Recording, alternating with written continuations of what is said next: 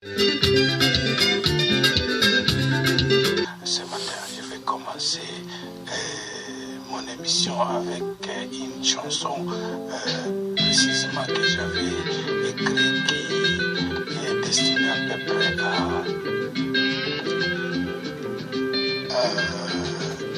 qui est donc destinée tozali ko rendre hommage na ndeko na biso Alingabu oyo moko azalaki na kati na biso lelo auti kotika biso. Tozali ko rendre hommage na ye, to perdre ndeko na biso, frère na biso, combattant na biso moko munene na kati nini. Yango nazali ko rappeler ki ezali hommage na mémoire na ye. Toza ko tia miziki o azalaki koyoka mingi pour ko se rappeler ce qui était Dengi Azalaki.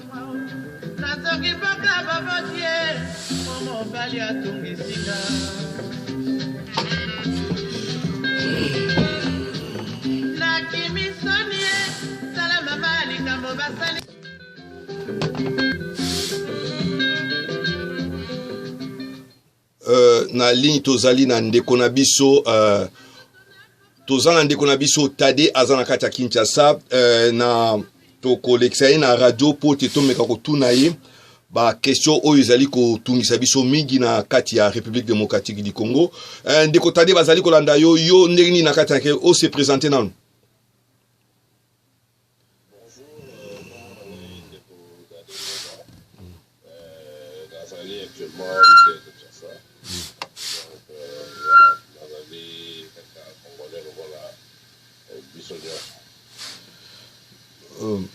bon ozali na kati ya Kinshasa na lingi na pozo c'est problème ya sécurité na Kinshasa ezali ndenge nini toki ke insécurité eza makasi na kati ya mboka wana yo olobi nini? Bon, effectivement insécurité to mono bango oui et non échanger la mouvement mingi té sauf que dernièrement en tout cas moi comme la difficulté financière et ali autour moi pour nous na babima qui sont moi ebele babimaki ebele kosala mwa badega kobeta komama bato koenleve bato mais en tout cas police esali mosala ya makasi koto na bapokwa nyonso bakoma kocontrôle bavéhicule surtout bavéhicule ketch wana esaka bataxi donc eya contrôler tout le soir en tout cas bagrandes artères bacontrôlaka bango et pour la culture, la banque, la banque des sports, je pense qu'avec cette méthode, on va continuer. Je pense qu'il y a une sécurité à niveau de tout le pays. Parce que même à niveau de la ville, on a pas eu beaucoup de banques, on a belé, qui mis quand même un qui le boulevard est comment très éclairé. Donc, quand on a le boulevard est très éclairé, donc on va trouver en mobilité. Toko tuna yo sikoyo bayoka kitokaki ke bazo zwa bango ba otinda bango soki na kasese est-ce que mesure wana ezali malamu beza mabe ndenge yo omoni kuna na kati ya Kinshasa parce que balobi ke so bakangi bango batidi bango na kasese to bona soki plus de 9000 kulu na soki 900 bakende ki yo ozolo banini wana. En tout cas la population est d'accord, on va dire que c'est là. Parce que dernièrement même la mise sur le gars il va dire bon bâtiment va peut-être pas beaucoup là on va faire la bango mais bah Dieu ça n'a pas la bête tu vas voir le bon mais on va rencontrer au lieu de va dire maman sango pas que ça la vie là ça la vie donc cette mesure si elle est appliquée et ça bien sûr on va voilà au moins il va venir il va travailler d'intérêt national je pense que la mesure a beaucoup et ça va toujours bien mais encore faut-il que pour sur place pour sur le bâtiment encadrer parce que le but c'est pas seulement il y a ça là mais ça là va dire non mais encadrer on va intégrer la vie sociale qu'on a fait les jours sauf ma belle en tête parce que toujours autour du bango vous venez oui pour la nuit pour ça va pour la nuit ils vont vous expliquer qu'il y a pour la donc voilà je pense que pour nous sur la vie et dans la un centre de rééducation. Parce que même à Cal, on avait un centre de rééducation, mais on ne rééduque pas là-bas. On entasse les gens, on ne les rééduque pas. Bon, tout l'andio, bon, tokoti na actualité biso politique consultation o ezo sala na Kinshasa ezo leka ndenge nini population aza kozwa ngo ndenge nini opesa biso nanu approche ya lecture wana. Bon, avis à population eza nango vraiment na kati na biloko wana te. Population ba na besoin ya social na bango, économie sociale et développée. Donc, consultation, peut-être on peut discuter dans le salon politique ou peut-être voilà, un peu moins politique, mais la société en elle-même, oui, avec beaucoup d'intérêt, parce que ça touche l'air social. On a de la bonne sens, mais il y a même journée par journée, je pense que la période de conférence nationale souveraine, de télévision, les gens vont caler un peu de préoccupation. Bon, ça va dans la bino, mais pourvu que tout le monde a solution par rapport à un problème de la mission. Ok. Et bon, yo siko étant que parce que vous allez rappeler mon gars, on a ba politique yo au monde yango nini, nous on a aidé parce que tout moni ba dignitaire nyo sur akala ba yambi bango. Les questions nous allons se poser que est-ce que ezali ba retourner sous ba poste ou bien ba récupérer ba poste. Yo ça lecture ni wana. Bon, on moni va ça la consacrant na union sacrée ou union nationale. Il y a des bâtiments, oui, effectivement. Bâtiments sont parce qu'il y a eu un constat d'échec. Constat d'échec, il y a dit que le président il s'est rendu compte, ou il s'est rendu compte depuis, que bon, la mesure l'union soit dit pour appliquer la politique gouvernementale, l'union s'est bloquée quelque part. C'est-à-dire que même que ce soit la ministre, pour budgétiser un programme, il y a développement. Mais si on est ministre à la finance, le ministre a le département nous va affecter 3% du budget là-bas, ou 8% du budget, alors que le département nous c'est 80% du budget là-bas. Donc voilà que tout passe par le ministère de la Finance, le ministère gouverneur à banque. Donc, à niveau on a échelon au premier ministre d'ailleurs, parce que la constitution de M. Wassala, qui est le président, les chefs du gouvernement, est chef de l'exécutif, mais n'est pas chef du gouvernement. Le chef du gouvernement, c'est le premier ministre. Donc, le premier ministre est né à appliquer politique et un gouvernement, pas le président de la République. Le président de la République, il supervise en quelque sorte, mais ce qui est la période de la période de Mobutu ou la période de Kabila et mon fils, voilà qui commence à y la majorité d'ailleurs, il faut appeler le premier ministre Matata Ponyo à réussir dans Salabo, sur le Boya, le ministre à démettre la chambre de la président Sénat, à Bengi, Mamonyo Sona, à Tchèpe Makele, les aveux au Bible. Oui, le président Félix, comment il a discuté, on a que celui aligné ça la voie. Voilà, monsieur, on s'est référé à l'autorité morale là-bas. Mais cette situation, il n'a pas pu supporter. Il dit, bon, voilà, on va un peu élargir dans la touche de notre population, que ce soit les anciens premiers ministres, les anciens dignitaires, on a appelé ça peut comment faire développer le pays. Et je pense qu'il a déjà une idée presque à 70 ou 80%. Il dit, voilà, un plus la mort ok ndeko na biso tade au PC appréciation na likolo wana mais to moni susu na buzz makambu nani ya élection ya nini ya États-Unis et ya kine cause une influence sur la République démocratique du Congo be uzana ngote parce que to mona ki trompe à c'est gérer qui mina problème à Congo mais si koneti à tiki poste et koleka bien nego osanini o sa approche ni place wana. L'approche en angote nekonanga puis on est bien haut to banda ole la air de monaga na ni Obama a comme président aux États-Unis bah dire on va en tout Afrique le moment c'est fini. Il avait dit la période d'ailleurs il y aura plus de dictateurs africains. Allô bandeko bazali ko landa biso na bandi tozui moi problème ya connexion moto azali kolanda biso na kati ya Kinshasa na bandi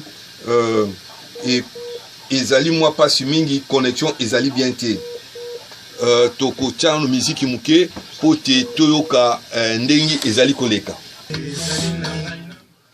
bandeko bazali kolanda biso na banzi boyoki ndengi ndeko na biso atiki kolobela biso ke problème ya sécurité ezali mwa pasi na kati ya République démocratique du Congo malgré kangi kuluna oyo bazali kotinda bango na kasese pona kosala nini mais apesi avina ye alobi ke les problèmes ezati ya komema bango na kasese me ya koformer bango na banzi alobi sur les problèmes oyo tozoka ya nani ya consultation ezosalama na nini pona ko dissoudre parlement na banzi apesi appréciation na eli kolwana alobi ke bon la vie continue à Kinshasa bazali kolandango mais bazali vraiment kolandango makasi te ndengi bato bakaniselaki na banzi toko meka koloba liboso ya masolo wana pote tokozwa ndeko na biso Kadiombo oyo ya télévision Kadiombo azali analyste politique à partir de Kinshasa na banzi toko pesa esusu mituna wana pote à répondre na ba question oyo tozali kotungisa banango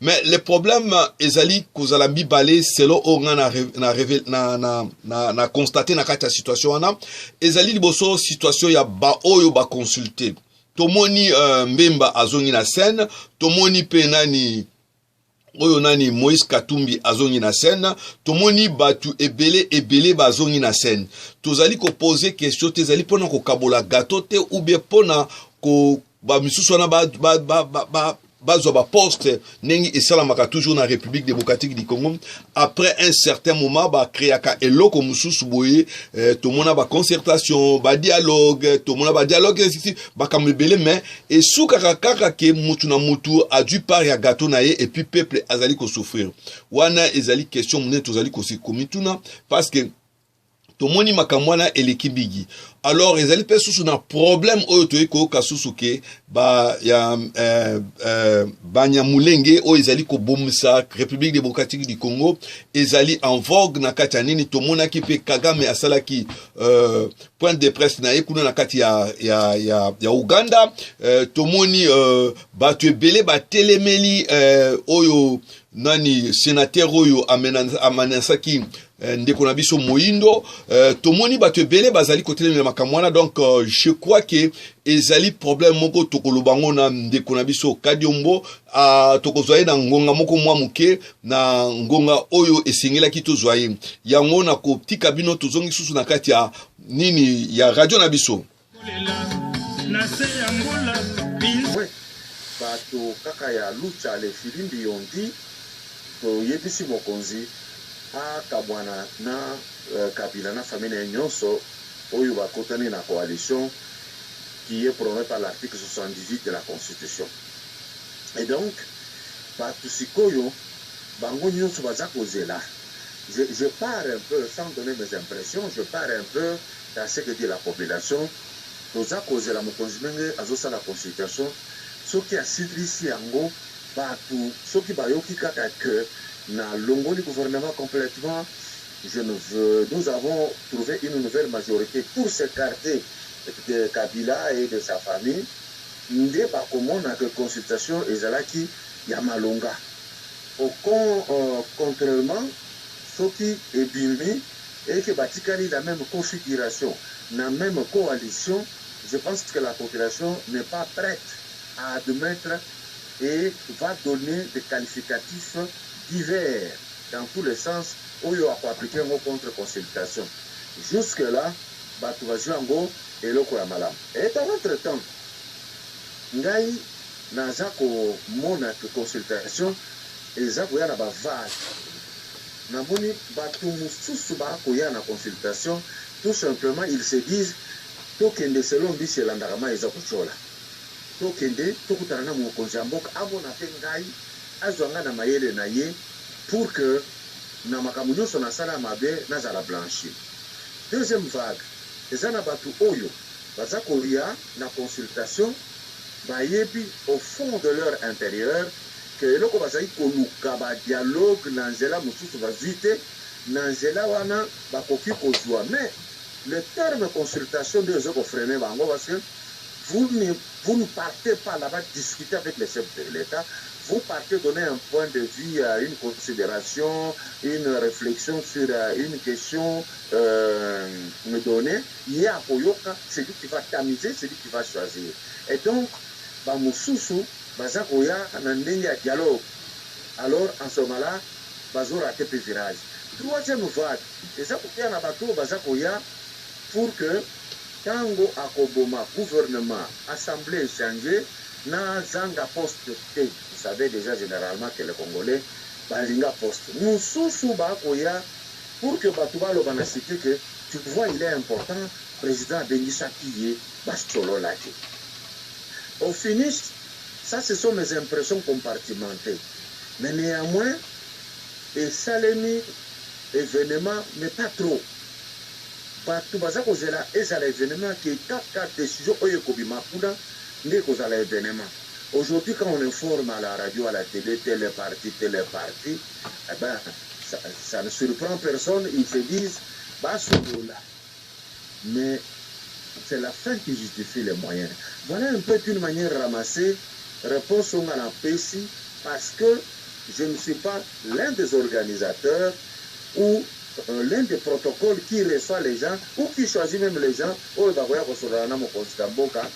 trouvez que je suis un peu embarrassé dans la démarche de vous offrir des réponses. Voilà un peu où il y a Zolanda yo papa Kadiombo sika sikoyo soki esili parce que tomoni au sali tour ya horizon mobimba ba impression so ezali en tout cas la kisi ke oyebi politique na République démocratique bien. Alors problème ya mibale ezali ko sala parce que tomoni ba traître mususu o ba zalaki na ba problème na nini tu bazalaki déjà accusé neti bambemba banani wana nyusu bazongi na kati ba Moïse Katumbi nyusu na bazongi na kati. Alors batu bazo banga te ou bien impression batu zo banga te ki to retomber na même circuit to zakana ngo soki circuit baby to sali ni wana msuba du ba poste. Alors au kosa la lecture ni no moi likolo.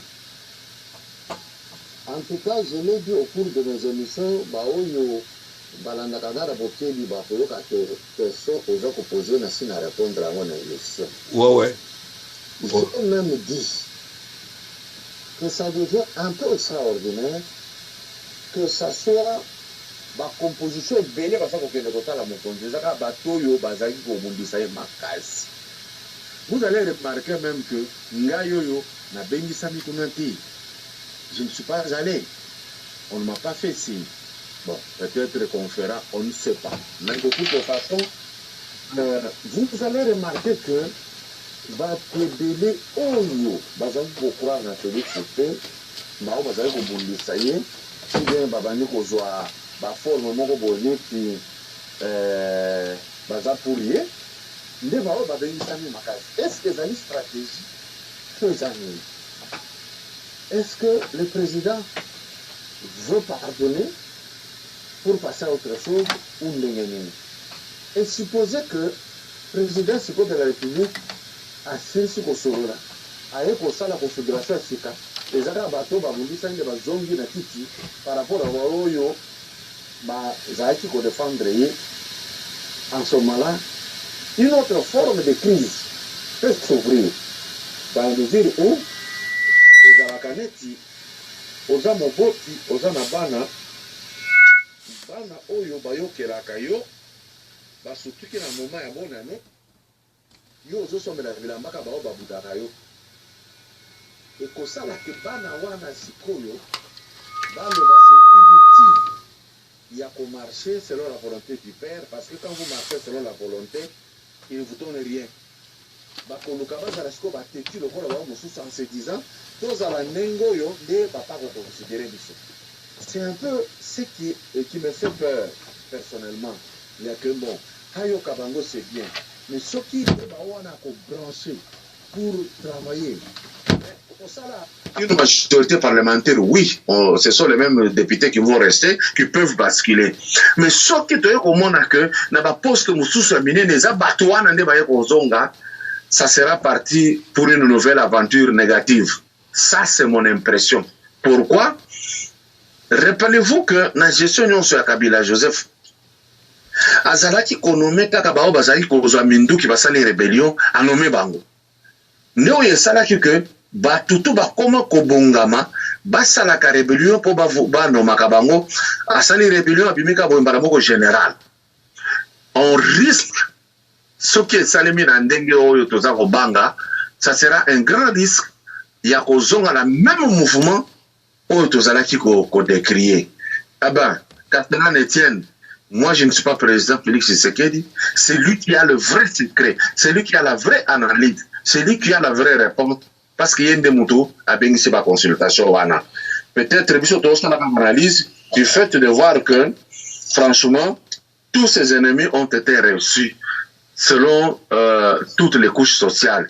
Et par moment aussi, on a eu à regretter les langages qui théâtre et tout ça.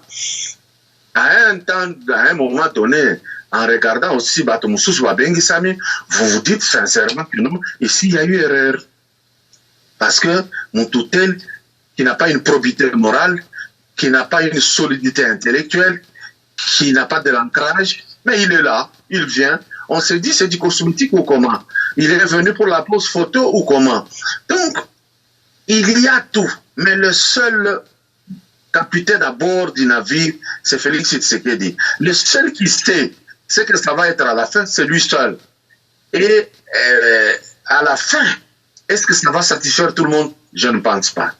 Dans toute société, on ne saura pas satisfaire tout le monde. Et ça a toujours été ainsi. Voilà, néanmoins, une ébauche de réponse. Ok,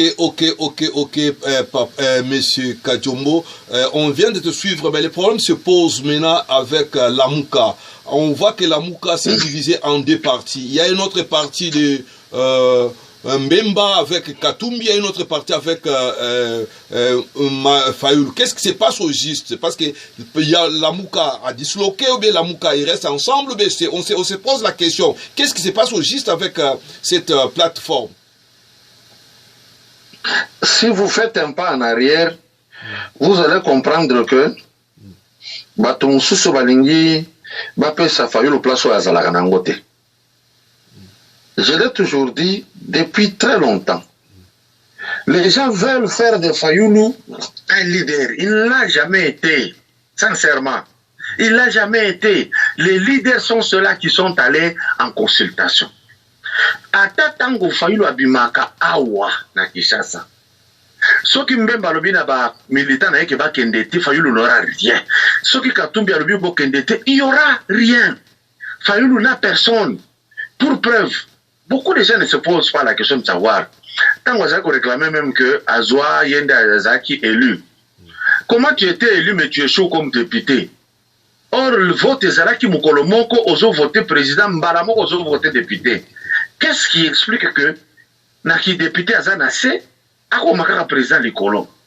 Vous voyez, deuxième élément, na document y a signé qui pour être candidat, Fayoulou a signé sur un document qui dit que Totindio pour 2 ans au Longwa kuna au salle cette élection. C'est parce qu'il ne pèse pas, parce qu'il n'était rien. Moutou Simbi Roko Kende Kaka. Et c'est lui. Troisième volet. Si va répondre, ils sont des traîtres, va trahir, ainsi de suite.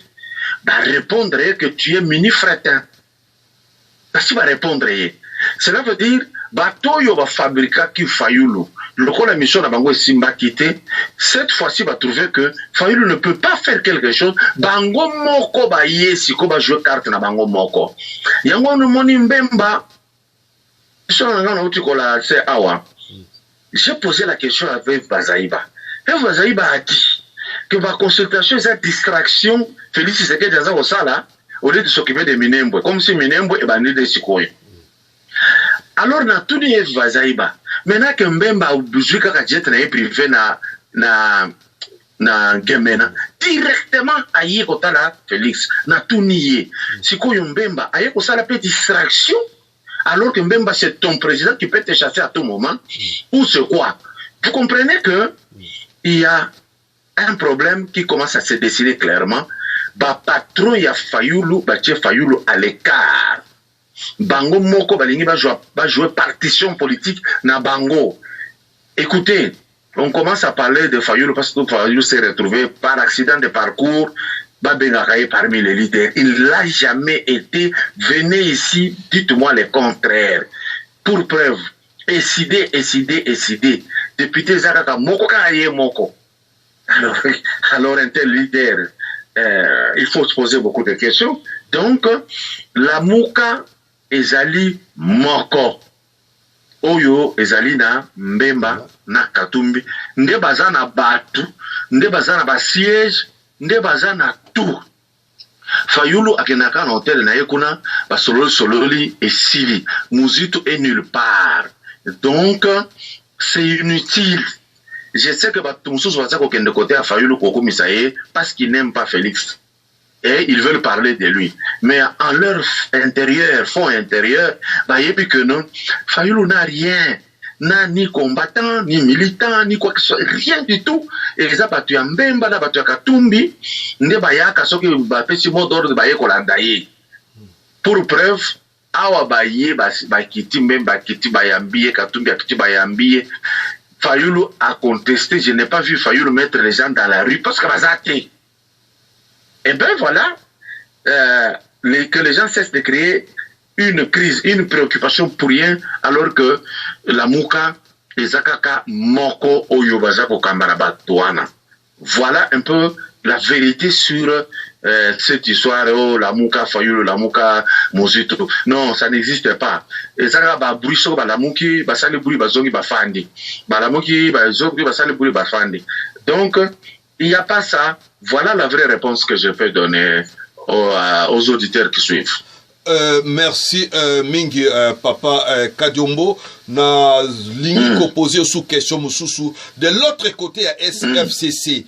Qu'est-ce qui se passe au juste? Tout le monde bazo que ne ba retraite ba que ne ba nini, quelle stratégie bazali ko maintenir, parce que ces gens là on a toujours peur de ces gens là ba bimisaka ba makambu moko boye ba toi s'entendre, c'est toujours surprise sur surprise. Yo ko sala de l'électron likolo place wana. Pour une fois, je me suis dit que les Congolais n'ont pas conscience. Vous savez, lorsque bazalaki ko benga bango kaka ngambo wana, o boya na kingakati, boya na boye, Congolais zaki ko kenda yebi ke na chaque réunion tango tokolongwa, moi $1000 kozanga te na maboko. Quand le président Félix a annoncé, ba juge ba sali prestation de serment a annoncé discours na yeke a kosala consultation, quand il y a Kabila Kabola qui ba jeep awa, mais malgré ko kaba ba jeep wana ba Kabila ki bateau, tango ba ke ko bimana Safari Beach, ndenge bazali ko kosa ngana yebisa ki bato émission que ils vous mentent quand ils disent qu'ils ont 338 députés, ils ont menti. Que oba kende kingakati non na yebi kingakati bien na sina koma kuna. J'ai dit ils ont menti, personne n'était capable de nous montrer les images jour oyo moi si wana zo sala discours ala kisanga iba député ya yebi. Alors maintenant na Safari Beach Kabila za ko zela ba banda ba retraite na bango, d'abord tango lukaki ba kende ko sala na Congo central, ba tu a Congo central, milimo a Congo central ba koko na bango, ba telemela bango ba kima. Nde ba yeko sala sikona Safari Beach, Kabila ye moko aza koya ba atindi bato na ye balobino awa bato baza soki 50. Sonyo yo salaki ye azongi, aboyi asiliki, baza ko bondele na minute oyo parce qu'il faut basala effort. Ils sont obligés d'aller chercher les gens dans la rue qui ne sont pas députés. Il essayer de comprendre une chose. Mon frère, dans tout ceci, qu'est-ce que ça explique? Tango tana yo isili. Ata koke na ba Inde, sangisi mystique, ya Japon, ya Chine, ya nini. Ya onyo soko vous savez que ça va, nous sommes capables de faire quelque chose, mais pas toi. Donc, ils ne sont pas en train d'accepter que c'est déjà fini. Basare comment on a que mbongo tozana nango to résoudre.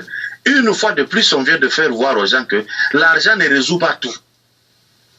Batepele bazo kende kota la président Félix en consultation, ba boyi koya awa Kabila a préparé. Et donc ebele so totuni bango ke solo bité bana mayele mabe ya kokangela ka batu ko bloquer bango bolala boko bimate boye pour nous empêcher d'aller causer avec le président de la République. C'est ainsi qu'on va être kokende. Et d'où les FCC, c'est une histoire finie. Si vous voulez en avoir des précisions, na lobaka ceux qui Mobutu accueilli un père kokende. Depuis que Mobutu a kenda, un père peut kenda. Mais l'IDPS c'est autre chose. Papa Tshisekedi a accueilli IDPS César. Bakoloba mwana na yazo continuer ngo mezanga Mobutu est là, il n'a pas su kosala quelque chose. Mwana mosusu Mobutu azali au zitikoli ezoko karate. Cela veut dire quelque chose construit sur de la cendre et il disparaîtra kango kaka ndenge wana. Donc FCC ayebake c'est déjà fini, il faut bandima ezapi ndenge wana.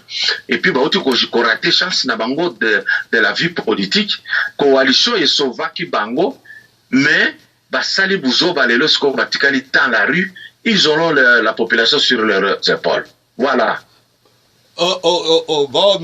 Papa Kadiomoto, yebio zalaka trop pointu na ba analyse na yo. Na ko poser sous question mususu. Oyo problème ya toko ta na problème ya Minembwe. Problème ya Minembwe to mona ki sénateur Owana Bimaki ndengi amenasaki député Moyindo Zinga tozali ko poser question et salami ndenge nini parce que na kolingana na SMP ya correctir situation na ngai. Il y a une différence entre naturalisation et nationalité. Les gens font des confusion à la place. On a sokoza naturalisé et zandengi moko na nationalité. Parce que naturalisation ba boto la kayango, nationalité ba boto la kayango te. Mais je comprends pas ces gens-là bazana audace ya ko la bêtise devant un ami au bazon menacer même un député sur place. Yo ça la lecture ni Nicolo Plaswana. Tout ça c'est la Belgique. Les gens, nous pouvons tout dire ce que nous pensons, c'est la Belgique. Belgique, nous avons joué carte Yamabé depuis le départ. Bah, Sengelaki, Bango, Baya, Kofandaraki, vous, Nandenge, Bazalaki, parce que de toute façon, c'est un peuple conflictuel. C'est un mauvais peuple, les Tutsis. So, l'Andi, Bissira, Baouta, Ba, Bissini, Kuna, Ba, Éthiopie, Kumata, Kuna, Ba, Nini. Bisika baza kwende ko fanda ezo simba te so ba fanda kimia ba fanda ka so ba lingi kaka o bazwa mabele bazwa problème. C'est ainsi qu'ils ont eu le problème même au niveau du Rwanda en trouvant les Hutus là-bas, ils ont voulu faire le forcing. Ti ba forcer ba yeko tira ba Kagame ba fanda ndenge bazali. So landi discours na bango, Kagame zo sala to zo benga bango ba congolais. A sala tout peu même que to benga na bango bazonge pa na bango. C'est rigolo. Nous les connaissons comment ils sont venus. Nous les savons. Tous les problèmes, d'abord les Belges, ensuite Mobutu Yemoko. C'est lui qui a mené tous ces problèmes. C'est lui le tout premier à avoir donné une nationalité collective qui n'existe pas en loi congolaise. On ne peut pas donner une nationalité collective. Ça n'existe pas. La nationalité qu'on demande, tu vas te naturaliser congolais, c'est individuel. Alors, après, il y a aussi Mosé Laurent Désiré Kabila qui est venu avec ces gens-là. Il n'avait pas écouté Papa Etienne Tshisekedi quand il lui avait dit et comme les Congolais aiment faire du plaisir à tout étranger, pour que bien, Papa Etienne a été arrêté et relégué au village pour mettre les Tutsis à l'aise. Congolais m'ont appelé par tout petit coup. Parce que même à l'Assemblée nationale, j'ai vu des Congolais, des pères et des mères défendre ce type. Alors, ce qui n'y a pas pour menacer Mouindo Zangi, c'est parce que, les Congolais ont accepté Bapesa Bango, Bakomaka, Bakomanda, ya ba région militaire, tout ya Congo. Bapesa Bango na police et Zara qui dirigé par Bisengimana. Bazui Baruguisa va placer Mbongo la biso bandi ko construire Rwanda, Burundi, Ouganda, tout ça, Tanzanie. C'est parce que le Congolais lui-même s'est fait ridiculiser. Tenez, na eroto le kaoyo. Soki tozalaka unique, na minito yo, le mwana mboka de père et de mère à sa président de la République, nde bazo sakanate. Ba sakani pourquoi? Il y a une partie ya batu na pays, ba monta bango kaka ko attaquer Félix na famille na ye, ko ridiculiser, ko vilipender, ko tia bakoro kanjambi pour échouer. Des Congolais vrais, des pères et des mères puissants. Alors, tant que ce que bazo bundisa bokonza bango moko, ba wana bazo trouver espace. Dit tant bazo koloba. Ba émission muso ele kaka na Kinshasa avec un certain Tutsi qui est ici, aloba kaka. Bon ça les logote, toi na bino kaka awa. Yango ni arogabo akomi pe abakisa lobinini. Ou bien nous allons mourir tous. Imaginez nombre muke ya batwana bazo ebisa bino que nous allons mourir tous. Cela veut dire, bah, étudier Congolais. Bah, trouver que Congolais, azawana, azakobundisaka Congolais ndekonaye chaque jour. Le tout est tranquille, le out est tranquille, l'Angolais est tranquille, le Libanais est tranquille, l'Indien est tranquille, les Chinois est tranquille, tout le reste. Mais bah, obundisa pas ndekona bangomo. Et ce qui est grave, bah, obundisa une seule tribu, Yaluba. Bah, si bah, sali awa, tu peux pas imaginer, ça vient de fragiliser la force de ce pays. Pourquoi j'ai dit ça? Batu bazalaki kolembisa Mobutu awa bazalaki te tribu, batu ya Bandundu na batu ya Kasai nde bazalaki fort dans ma manifestation. Fayoulou qui travaille pour le Kabila a fragilisé cette force. Beaucoup de gens n'acceptaient pas quand on disait lui n'a jamais gagné. Et il n'a jamais été là pour ce pays parce qu'il ne se reconnaît même pas congolais. Nous avons démontré au cours des émissions que Azoïf Sabina a voté en 1956, mais Ndjili va créer encore en 1957. Mais Congolais est à l'aise, malgré le FCB. Il est à l'aise. Ça ne le préoccupe même pas. Et donc, aujourd'hui, Fayoulou Azaïki, pour ça, non, Félix Alonga va tiens Tamboué Mwamba comme président de la République. Vous imaginez? Et les Rwandais qui entendent, qui voient ça, vous voulez qu'ils disent, qu'ils tiennent quel langage? Bah, non, nous sommes en face, il y a peuple Zoba. Togo menacé, effectivement, il a menacé, il est ici, en air, et a interpellé, il était, police, et ça le côté, bah, pour créer le peuple, ça le côté, et puis il est là. Donc, c'est le peuple congolais lui-même. Il est le problème pour lui-même. Il est une catastrophe pour lui-même. C'est-à-dire, le tribalisme a pris des racines que n'importe quel vent venant d'ailleurs peut nous secouer, à moins qu'un miracle se fasse.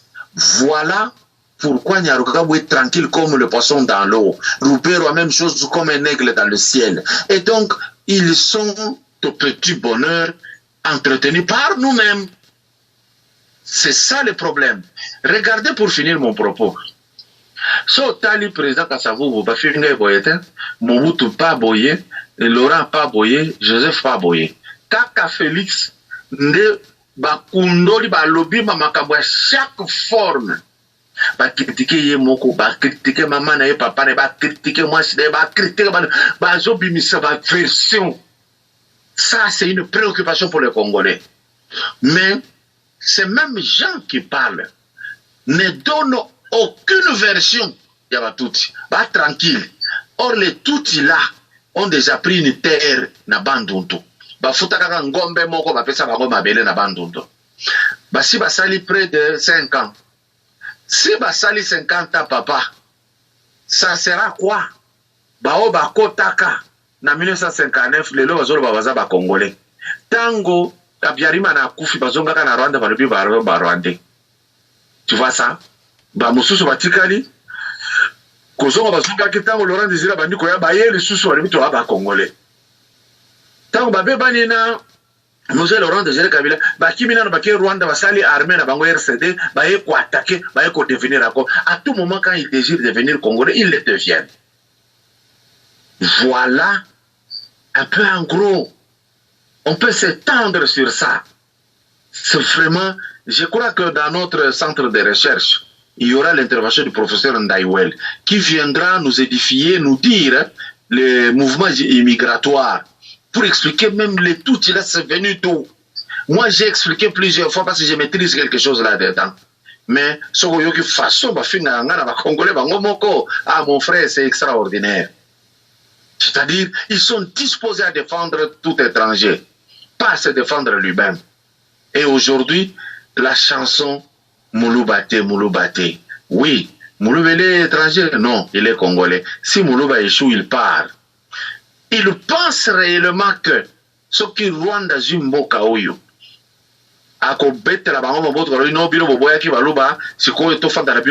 rien. Vous savez que les Tutsis aiment le sang. Et pour couler le sang, ils ne se gênent pas, ils ne se reprochent de rien. Et donc, le problème réel est celui-là. Si d'autres tribus se mettent en branle pour cesser d'abord cette guerre inutile, cette façon de vilipender qu'une tribu se mettre ensemble, ça va donner de bons résultats. Basala kaba problème contre Basala contre Félix. Ba empêcher président Félix kokende la est comme ça la campagne électorale. Et c'est le même peuple aujourd'hui assiégé par les Tutsis, il commence à dire à Félix non à abandonner Bissau. Voyez un peu les Congolais que nous sommes. Même les Belges savent que ces gens, pour un pot de sel, ils peuvent tout abandonner. Nous sommes corruptibles jusqu'au trognon. C'est ce qui nous complique la donne. Nous sommes joviales avec l'étranger, mais fat avec nos frères. Nous avons une légèreté inqualifiable. Nous sommes un peuple dans l'écume de l'ignominie. Voilà ce que nous sommes. Quand je parle, je sens ouvrir la terre, me laisser fondre là-dedans. Parce que je n'ai jamais vu un tel peuple en Afrique centrale. Nous sommes uniques, bête peuple. Excusez-moi le terme, je ne suis pas sous le coup de l'émotion, mais de la raison et de la pensée. Merci beaucoup, mon frère. On te suit bien. En tout cas, ça se voit vraiment que au matin, dans cheval, tu es vraiment énervé. Ça, c'est bien. Osons défendre Mokanandé, Mokoya bien. Mais en fait, il y a encore une autre question qui se pose aujourd'hui. Bah, élection aux États-Unis et qu'on a une influence sur contraire américain dans la République démocratique du Congo. Parce qu'on sait, Biden Oaleki Shikoyo, Azalaki descendance Bill Gates au président américain Clinton et puis Clinton et puis Obama. Alors ces gens-là, ils ont une attache na Rwanda, mais ça va pas créer des problèmes ou bien qu'on crée ni noter Congo Azui na américain pour na armée na bango. Ça va pas créer des problèmes. C'est ce qu'on est en train de penser. On dit que voilà, Batouni Bazar s'inquiéter na problème wana. Non, c'est parce que les Noirs aiment tourner leur regard chez les Blancs, croyant que c'est là où il y a la solution. J'étais le seul à voir démystifier l'arrivée de Mandela et de Obama. Parce que tu vas crier Mandela, Mandela. J'ai dit Mandela est rien. On est en train d'ovationner Mandela. Tout simplement, c'est une personnalité et à mouner dans la franc-maçon. Mais au fond, il ne va rien faire pour l'Afrique du Sud. Parce que Bato Basaki, même qu'on menait combat d'Afrique du Sud, ce n'est pas Mandela, c'est ceux de Winnie Mandela. Ce sont les autres qui sont battus. Lui était là, en quarantaine. Il n'était même pas en prison. Il était en retraite. Ça, c'est un autre dossier. Quand il est sorti, le Mandela là, il n'a rien apporté au Nord sud-africain. Rien du tout. Même avant qu'il ne parte, on a tué ces Sud-Africains sous son nez. Et il n'y avait eu rien du tout. Obama, son avènement, les Congolais ont commencé à miser. Nous avons la même mentalité, les mêmes réflexes. Si on a le même football, les Congolais, ils ont un calcul. Ils ont gagné, ceux qui Ghana a échoué, Zambie, ceux qui ont sali match nul là-bas, ou il y a sali Boyebiso, c'est-à-dire toujours les estimations. Et non un planning pour aller vaincre. Nalobaka que Obama, dans le monde spirituel, dans le cosmos, le grand cosmos, dans la métaphysique, lorsque tu as un rayon, il est rien et il ne fera rien du tout. Nous avons été dénigrés par nos peuples ici parce que parce que le monde a combattu. Si Obama a accueilli, la seule recette que Obama a amenée en Afrique, et ça qui est africain, bon, dit homosexualité. Voilà tout. Jusqu'à ce qu'il est parti. Il n'a rien foutu, ce gars-là. Aujourd'hui, on commence Biden, non. Le Rwanda, dès que nous, on est organisé, même ceux qui ont un armement lourd, c'est parce que déjà, nous nous exprimons faibles. Bato on dit que ça va calculer au moni pour Trump Africa Tibiso ce qui a accueilli au moni putain écoute Rwanda c'est quoi mon frère? Viens faire un tour au Rwanda, vous allez comprendre que c'est un pays pauvre, les gens vivent très mal là-bas, il n'y a rien. Les gens centre-ville à Kigali basali ba pilo kwana de beaucoup trembler, les Congolais tremblent devant tout. Parce que s'ils disent ça, moi je vais dire que la directrice de campagne, il y a Biden, à moi si à Moulouba, il y a M. Kabeya. Et par ce biais-là, pourquoi vous ne pensez pas que Kabeya avec son épouse vont influer sur Biden? Vous ne pensez que Rwanda avec Biden, ça? Non. La richesse que Bill Clinton cherche avec son épouse Hillary, ça se trouve en RDC. Alors, il y a moyen de bloquer cette richesse et obliger cette famille-là de venir négocier ici chez nous. Ce n'est pas impossible. Comment résoudre? Mettez une base militaire à Minembwe, mettez une base militaire en face avec Kiseni, mettez vers Luzizi là-bas, c'est fini. C'est parce que notre frontière n'est pas sécurisée. C'est parce que les Congolais, nous avons l'habitude de nous entasser là où il y a la facilité. Nous aimons ça.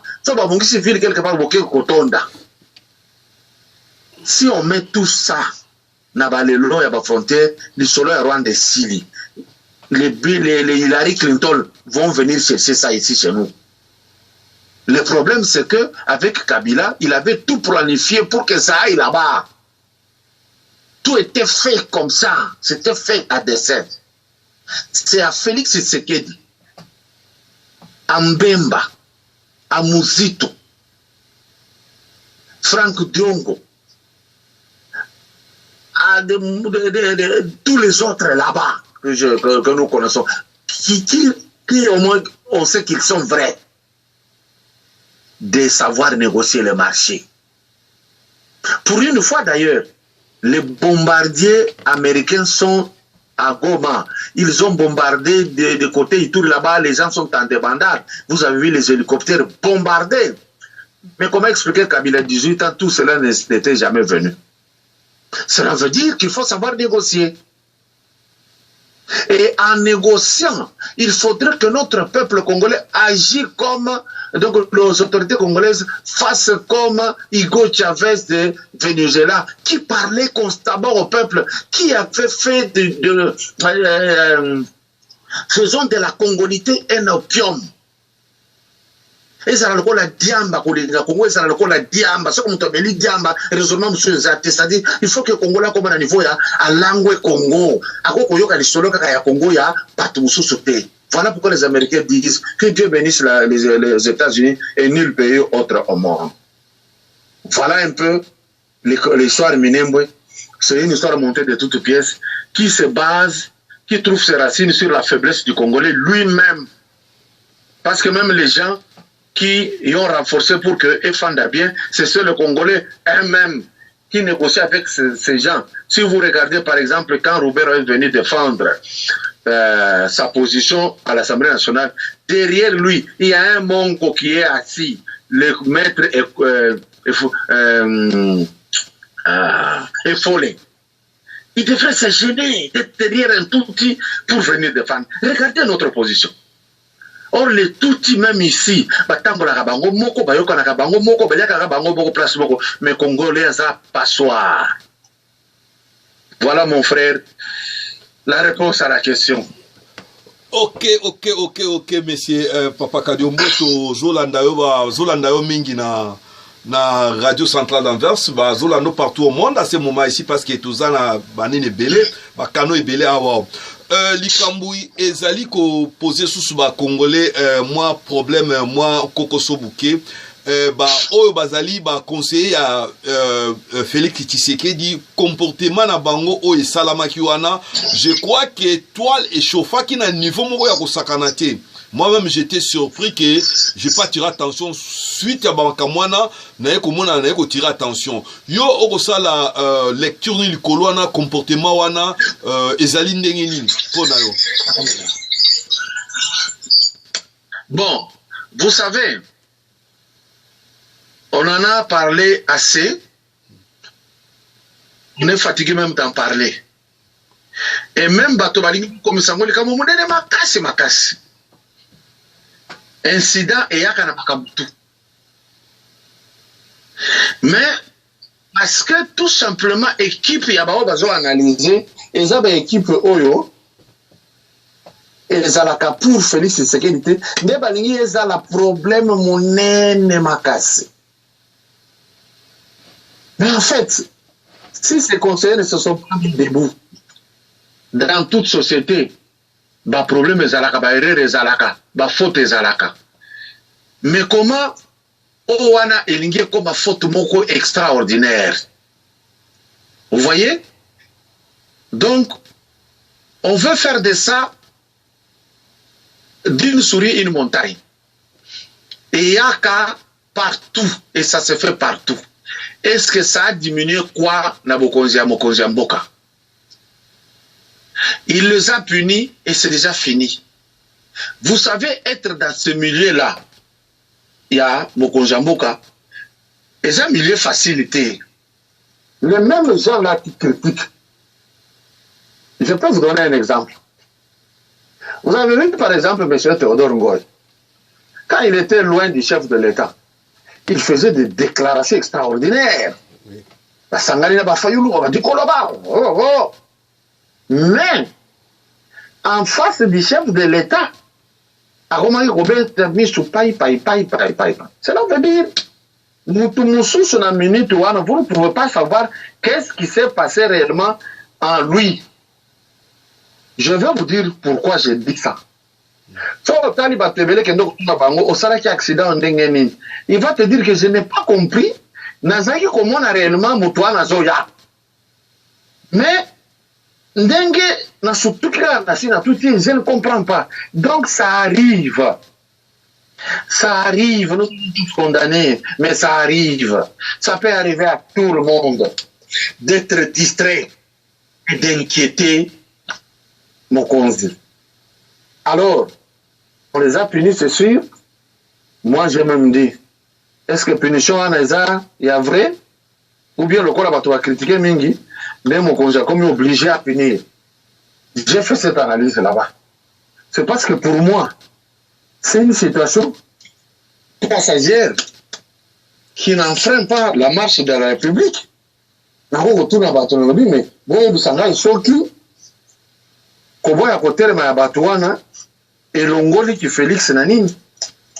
Va expliquer ngai, ce que la République est ennemie, pour Bango Batelema qui était non, rien du tout. Il y a beaucoup de choses qui se font. Je venais de faire une analyse ici pour vous dire que Bazaïba a lobby consultation et ça, distraction. Mais patron n'a rien même à la concertation wana.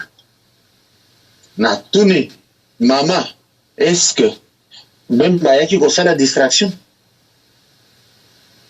Elle va vous dire, bon, vous me pardonnez, je ne savais pas que même allait venir. Est-ce que ça va bloquer la machine démocratique? Pas du tout. Donc ce n'est même pas un problème à traiter avec acuité. Non. Il faut passer à autre chose. Sincèrement parlant.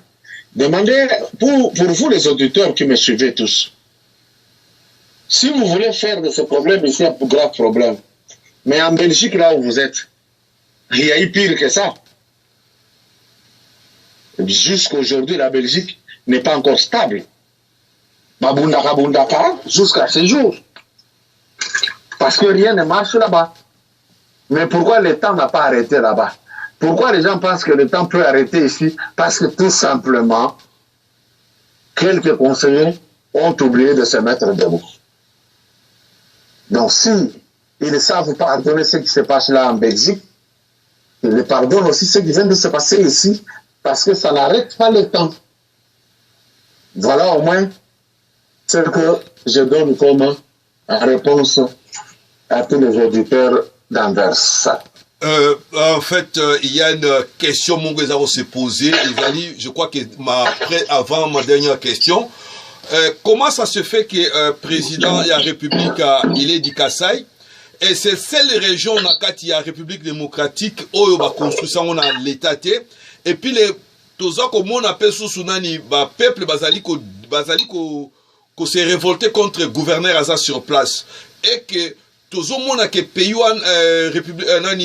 région à Kasaï, ils ont un problème moko ya sur le plan économique, tout le monde a qui mibanengezala qui détruit tout ça. Comment expliquer cette situation? Parce que chaque président soka yé na mona région na ezala kaisa pour se jouir au moins na un certain avantage. Comment ça se fait que région ya Kasaï et Tikalika kana position na ngwana yo osala appréciation ni noana? C'est ça question moko ya bien pour bato baza ko se poser. De toutes les façons, Félix n'a pas grandi là-bas. À Colline, la Belgique et ici à Bozali. Et que moi, je ne crois pas que c'est seul le président Félix qui peut arranger le problème du Kasaï. Peut-être c'est comme une routine, comme un réflexe. Complot, il y a pour faire souffrir le Kasaï, et bandit depuis la Belge, et la période à Kassaboubou, et tout président qui est passé a meurtri le Kasaï. Peut-être que question n'a vraiment ils ont un sens du fait que pour le bien que le président Moussous, parce que l'équipe a autant la politique à la bango, mais Oyo Félix a apporté la qualité. La coquille Gorobano pose à la précédente, en même temps, on y a le lobby, mais tant ils ont les kayak à Nice qui est mandat à combien d'années? Ça sera toujours, ça va me rattraper dans ma manière de réfléchir. Répondre à cette question, il y a que qu'est-ce qui fait que Félix Azo Kokate Kosa la Nengewana? C'est difficile à répondre. Pourquoi? Moutou na yende ont fonctionné dans Makamwana, yende a réfléchir dans Makamwana. Moi, je ne fais qu'une analyse de surface. Et ça là qui bien, il y a quelque chose qui n'est présent, il y a qui kuna na Belgique la fois dernière. Et ça là qui bien bon invité na radio Oyo, il y a pouvoir à Belgique et Anvers. Bon, tout n'a pas, même pas 1 mètre de route au Sali, les années. Est-ce que ça n'a cadre de stratégie? Ou bien à Zolo Basomi na Sali Bakoloba, parce que déjà, Baso critiqué que non, Moko a commis lobby à lobby. Bateau bazo ça la concertation et ça baloba. Vous comprenez? Mais ce qui est habitué le moussou c'est ça là qui là on ne se pose pas ces questions parce que c'est ça la mboka oyo dengewana. Vous avez vu que les gens ont commencé même à râler, même ceux qui présent a placé Moutou Moussou sur comment on a critiqué Koya. Question oyo ndenga nazo répondre avec beaucoup de difficultés. Et Sengel Bossara tout posé à mon président Félix Diemoko. Qu'est-ce qu'il en pense? Parce que lorsqu'il fait quelque chose, il y a bien à Moussous, bah critiquer. Lorsqu'il ne fait pas chez lui, bah critiquer. Quelle est alors la bonne option?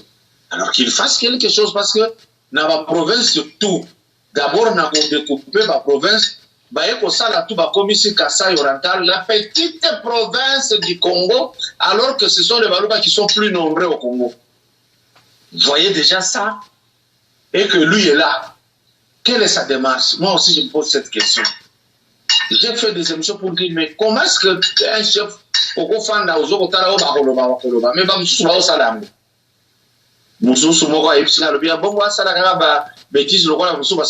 il faut ça d'abord. Équilibre les arts, bien. Donc c'est un peu ça ma spéculation sur cette question qui n'a de bonnes réponses que si elle est posée à Félix Tshisekedi lui-même. C'est ça ma façon d'analyser les choses. Ok, mais on a corrigé au moins mon place parce que Félix a collé moi-même j'étais témoin les bazong sera papa na qui na Kabeaka Mwanga. Moi j'étais à Kabeaka Mwanga à cette époque-là et j'avais vu Félix, je connais bien Félix à cette époque-là. Mais le problème est qu'on surgir dans la situation oyo tozomo na lelo na République démocratique du Congo oyo ya bakulu na oyo bazokende soki na kasese. Alors ezali ozo apprécier on parce que insécurité ezaki na Kinshasa mingi pour na to chiter puis opesa ba auditeur nous au revoir na bandi to okuta na mbalasima yo osala lecture no likolo.